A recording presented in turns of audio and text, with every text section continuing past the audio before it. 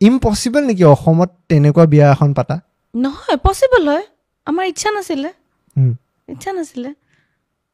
না মানুহে এইবিলাক কথা যে কয় কি কয় আমাৰ সপোন আছিলে আমাৰ বিয়া আমাৰ দুটাৰ বিয়া আমাৰ সপোন আছিলে কি বিচাৰিছিলে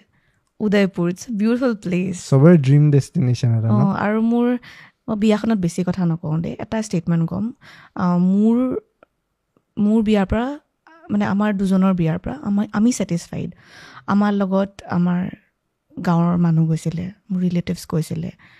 তেওঁলোকে 70% of the people took the first flight in my ৱেডিং চ' তাতকৈ বেছি আৰু মই কাকো জাষ্টিফিকেশ্যন দিয়াৰ কোনো প্ৰয়োজন নাই সেইটো কি ধুনীয়া জেষ্টাৰ এটা ন ডেটছ ইট তেওঁলোকৰ আশীৰ্বাদ আছিলে তেওঁলোক লগত আছিলে যি নিয়ম কৰিলোঁ যি মস্তি কৰিলোঁ উই এনজয় দ্য ৱেডিং এনজয় কৰিব লাগে উই থৰলি ৱেডিং এনজয় কৰিলোঁ আৰু মোৰ সেইটোৱে চবতকৈ ডাঙৰ satisfaction that is the only like thing I want to say about the ৱেডিং যে আমাৰ যোৰহাটৰ গাঁৱৰ মানুহ গৈছে মোৰ ৰিলেটিভছ বহুত এজেড মানুহ গৈছে ভকত গৈছে ইয়াৰ পৰা চ' তেওঁলোকে মোৰ বিয়াত তেওঁৰ ফাৰ্ষ্ট ফ্লাইট ল'লে আৰু উদয়পুৰ দেখিলে ৰাফলছ দেখিলে ধুনীয়াকৈ দুদিন থাকিলে ফুৰিলে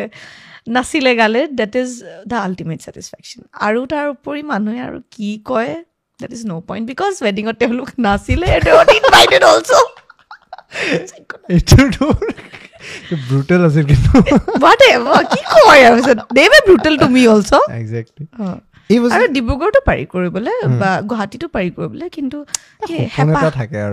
হেঁপাহ সপোন ডিজায়াৰ যাৰ কাৰণে আমি ইমান কষ্ট কৰিলোঁ ইমান বছৰ উই হেভ ইনভেষ্টেড ফৰ দিছ ৱেডিং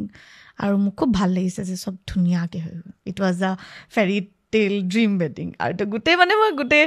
লাইফ মই বহুত বেছি হেপ্পী থাকিম ৰিগাৰ্ডিং মাই ৱেডিং মই পিকচাৰবোৰ চালেও মোৰ গোটেই মেমৰিজ মনত পৰিব